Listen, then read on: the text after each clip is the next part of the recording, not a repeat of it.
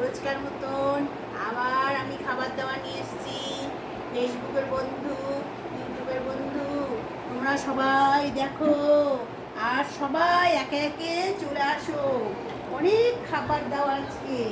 এই দেখো গরম গরম ভাত, এই দেখো ভাত, তারপরে দেখো ডাল, মুসুরির ডাল, চচ্চড়ি, এই যে ডাল একটা, এই যে চচ্চড়ি, আর এই যে মাছ, কাতলা মাছ, আর এই যে চাটনি।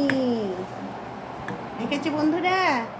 যদি তোমাদের ভালো লাগে, লাইক, কমেন্ট, শেয়ার বেশি বেশি করে করবে।